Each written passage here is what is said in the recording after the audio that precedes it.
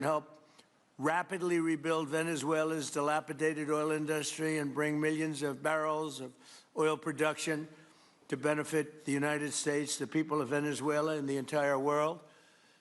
And yesterday, the number is 30 million barrels. I can't even, is that a correct number?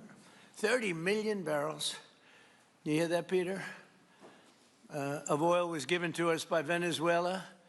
That's a lot of oil. It's about $4 billion worth, and it's on its way to the United States right now.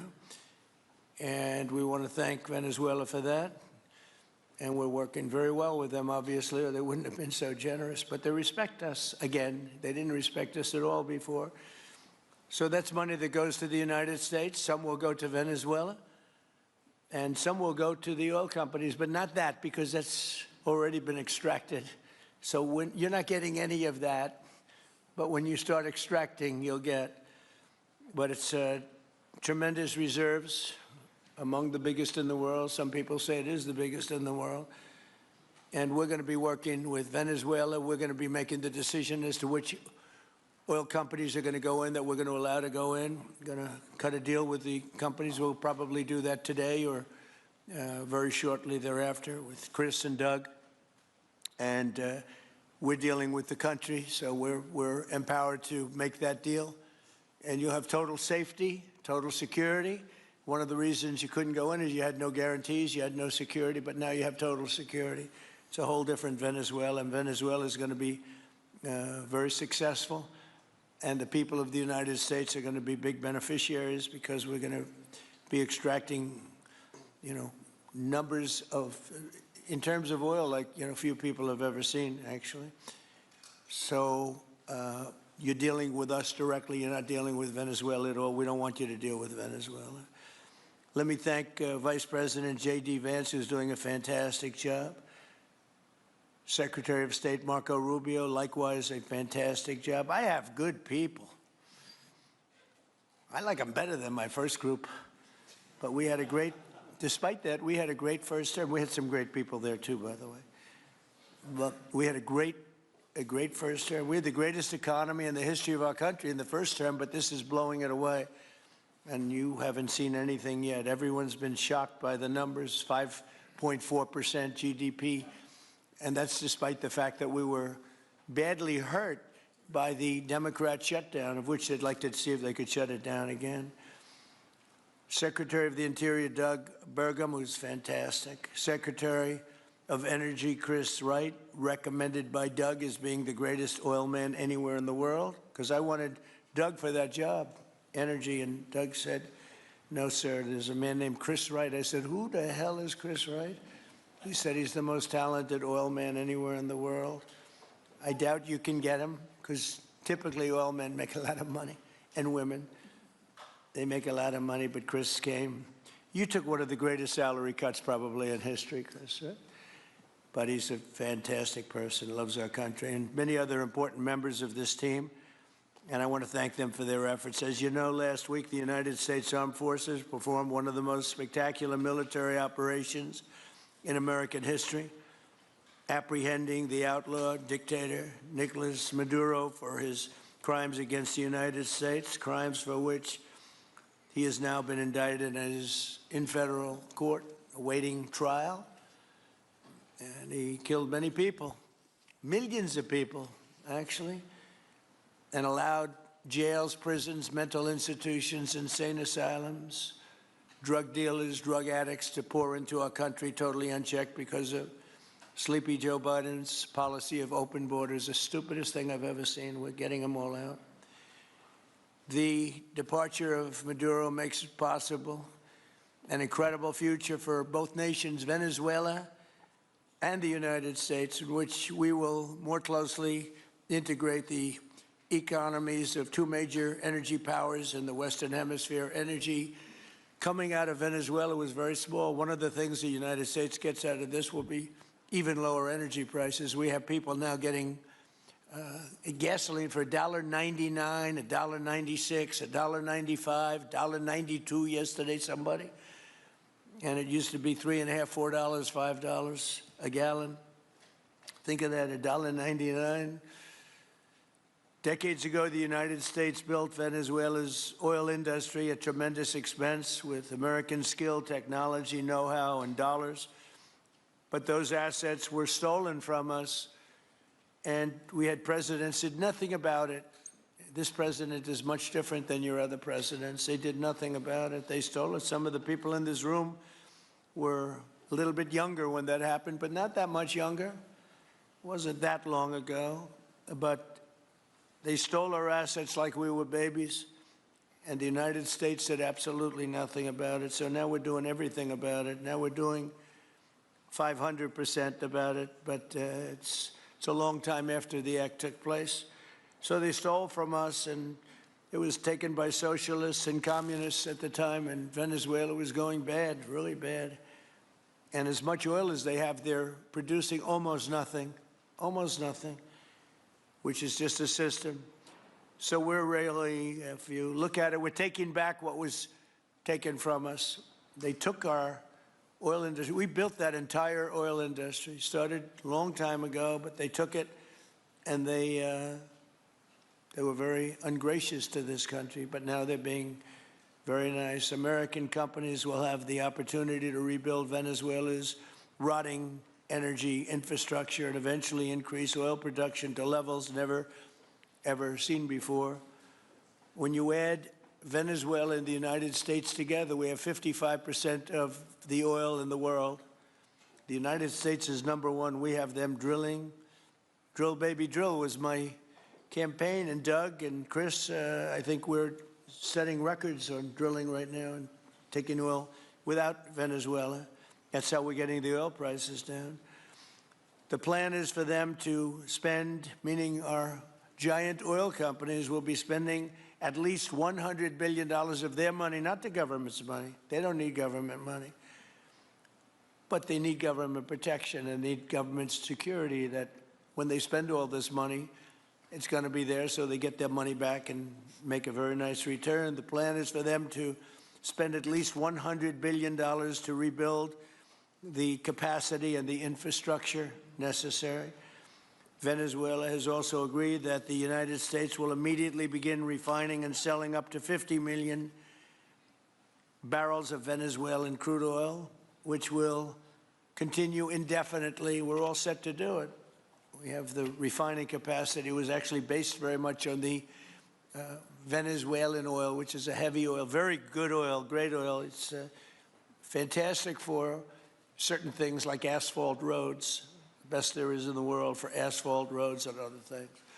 All of the companies here today are going to be treasured partners in bringing the nation of Venezuela back to life, restoring its economy, and generating great wealth for their companies and for their people, and also great wealth for the American people, and tremendous wealth for the companies that are going in. The companies that are going in, and if you don't want to go in, just let me know, because I got 25 people that aren't here today that are willing to take your place. So I just want to thank, these are people that I either know or I know of by reading lots of business magazines and journals and papers. These are the greatest oil people anywhere in the world. Harold Hamm, I see, is here. Harold, you know, there's a story about Harold Hamm that he could look at a piece of land, put a straw into the land, and oil pours out. Is that true about you? Whereas some of you guys have to invest hundreds of millions of dollars to find that oil. So we can't let that story be true. But they say Harold puts a straw into the land, and oil comes gushing out. So you're not a big R&D person, are you, huh? He's called Instinct for Oil. Now, he's got other problems, but we won't talk about those problems. But he's been a great supporter of mine for a long time, haven't you, Harold? So congratulations. But we have, and I think Harold would agree, we have the greatest oil men and women anywhere in the world sitting in this room right now. And we have a lot of people that will be back to see us sometime next week. We're going to have another meeting for another group. But we're going to do this very quickly. We can have this done almost immediately. So I'd like to thank you all for being here. I'd like to invite Vice President Vance to say a few words, followed by Secretaries Rubio, Burgum, and Wright. And then we'll have a few words from representatives that are here and to discuss their ideas, a couple of them. We have Chevron, which has been, where's Chevron? Where are you? Yeah, far right. No, I thought you'd have a better location. You were the only one that was there for all that. I used to call you and say, what the hell is going on with Venezuela? He stuck it out. I don't know if you made money or not, but you stuck it out. I got to give you a lot of credit for that. Mark Nelson, thank you very much. Exxon CEO Darren Woods. Darren, thank you very much. How's Exxon doing? Okay? All right. They'll do a lot better now, won't they, huh? Exxon's been amazing. It's been an amazing company. And ConocoPhillips CEO Ryan Lance, thank you very much. So you guys could say something, and then we'll take some questions from the press. And if anybody else would like to speak, we'll have you speak. We have all the time in the world. This is a big subject. This is massive wealth, and more importantly than massive wealth, it leads to lower taxes and a lot of jobs for Americans and for Venezuelans, but for Americans in this case. And I just, again, appreciate you all being here. And I'd like to ask J.D. to say a few words, please. Thank you. Thank you, Mr. President, and thanks to everybody for being here. You know, as a Marine Corps veteran for my entire lifetime, presidents, and let's be honest, they were Democrats and Republicans, would send the American military to far-off places. They would get us involved in these endless quagmires. They would lose hundreds or thousands of American lives, and the American people would get nothing out of these misadventures. And now you have an American president who's empowered the American military to stop the flow of drugs into our country and to ensure that we, as opposed to our adversaries, control one of the great energy reserves that exist anywhere in the entire world. And he did it without losing a single American life in the process. It was an amazing operation. It's going to make our country richer. It's going to make our country more powerful. It's going to make our country safer. And it's going to lead to the decline, the further decline of drug overdose deaths in the United States of America. An amazing thing, and I'm happy to be here to talk about how we can make it an even bigger and better operation for the American people. Thank you, sir. Thank you very much. Marco? Thank you, Mr. President. And I think this is a reminder that everything this president does, everything President Trump does is with the American people in mind. It was not in the national interest or national security of the United States and of our people to have in our own hemisphere a country, not just with vast energy reserves, but controlled by an indicted narco-trafficker who flooded our country with illegal immigration, including drug gang members, openly cooperated with drug gangs, and by the way, stole the wealth of that country to fund a repressive regime and also benefit adversaries such as Iran. All of that is now changing. As part of this process, the first phase, of course, is the phase we're in now, which is the stabilization phase. We do not want to see destabilization in the country. We're working very cooperatively with the interim authorities there to provide a market for the sale of the wealth of Venezuela in such a way that benefits the people, both of the United States, but also the people of Venezuela. And as a reminder to everyone, the President announced this just 2 days ago. Every penny, everything they buy with the money that they're making from the oil now, Mr. President, will be bought from America. And that includes everything from equipment for the oil industry to food to medicine and everything in between. The second will be a phase of recovery, and then some of these phases will interlap, and that is to have a normal economy again where the money goes to the benefit of people, not the benefit of our adversaries or the benefit of elements in that country and around the world that are against our interests, at the same time as a process of reconciliation has to happen internally among the different sectors of society and politics and the like. And finally, the third phase, which is the most important of the three, is when the country fully transitions into a normal country that we have strong economic and diplomatic and relations with, that is friendly towards the United States, that's not a foothold for our adversaries, that serves our interests, but also the interests of the people. It'll be a country that is wealthy, a country that is prosperous for the people, not for a handful of criminals, but also a country that is supportive of our interests in the region and throughout the world. And we thank you, Mr. President, and the team you've assembled that have brought us to this point. A lot of work remains, important work, but this is historic. Okay. Thank you very much. Doug? Well, Mr. President, I want to thank you for your leadership, not just as President, but as Commander-in-Chief. The boldness, the execution, the breathtakingly precise work that you've delivered both in Iran back in June and here has changed the field for the whole world. And you always ran about the idea of peace and prosperity. And in Venezuela, as you know, this was a playground for every bad actor in the world. We had Russians, Iran, terror groups, all of them profiting from this criminal organization that was pretending to run the country. that makes America safer. You've secured the border, we're stopping the flow of drugs, and now with the normalization of relationships on an economic basis, it's going to mean tremendously for the prosperity of the American people. So I just want to say again, congratulations to you and to the entire leadership team. It's been an amazing, historic week on the scale of things that we haven't seen perhaps for 125 years in terms of the U.S. Exerting its influence over Latin America in a way that's going to make a change for generations. And on behalf of all the oil executives that are here today, Chris and I want to say thank you to all of you. It's your technology, your innovation that has put America in the place where today we are the most energy dominant country in the world. And that position is what's allowed us to take the action that we're taking with statecraft, with military action. None of that would happen if we were dependent on everybody else for energy. So you're a big part of the reason that we're able to move the way we are today, and we're grateful that you're here to be part of the solution going forward. Thank you, Doug, and you are doing a fantastic job, and we appreciate it. Everybody appreciates it. They know who's doing well. Chris Wright? Thank you, Mr. President.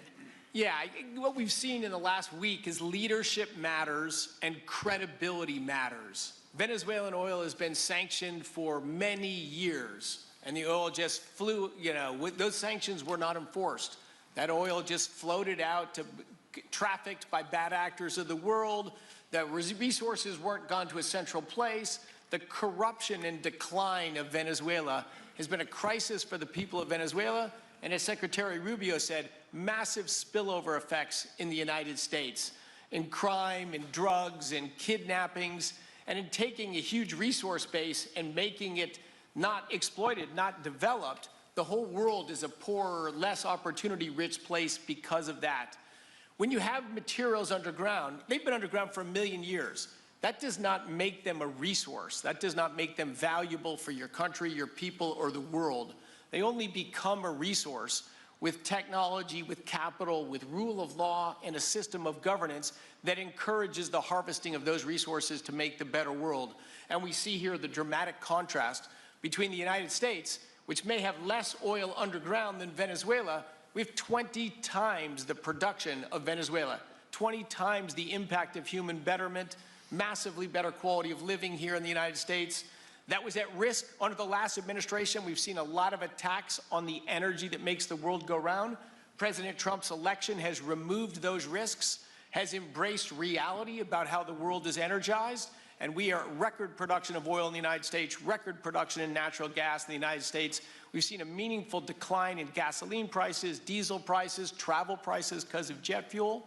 And now President Trump is taking the genius of a different way to try to solve a 25-year festering problem in Venezuela, that all the traditional things have not worked. But ordering both a tremendous military operation to remove the heads of a criminal organization masquerading as a government, and then to use the power of our military, not to fire bullets, but to stop the flow of Venezuelan oil to the world, immediately gave us leverage over the interim authorities in Venezuela and has allowed us to be in this position today where the actions of this government can massively improve Venezuela for the better, and the bigger impact is to massively improve the quality of life, affordability, safety, and security of the United States. Very proud to be here. And we'll turn it over to Mark Nelson, who's the vice chairman of Chevron. Chevron has been in Venezuela for over 100 years, continuously. Mike Wirth, the CEO, had a knee replacement recently. He's not here. Mark is a tremendous leader in our industry, and I'll turn it over to him. Thank you, Secretary Wright. Again, I'll send Mike Wirth's regrets. He really wanted to be here, Mr. President. Great guy. On his behalf, I have 3 very quick thank yous and an assurance I'd like to provide you all. The first thank you, Mr. President, is to you. It's thank you for convening this gathering. It's thank you for your leadership, and thank you for continuing to keep American energy domination in the forefront. So thank you for that. Thank you very much. The second thank you actually is to the cabinet. So Secretary Rubio, Secretary Burgum, Secretary Wright, your ability and commitment to continue to engage with the parties around the table to keep the world working is greatly appreciated. So thank you. Thank you for that. And the final thank you actually would go to our Venezuelan employees of Chevron. They have been working tirelessly to operate safely, protect the environment in country, and their dedication and skill will help us in this next chapter. And finally, I'll close with the assurance. For more than a century, Chevron has been a part of Venezuela's past.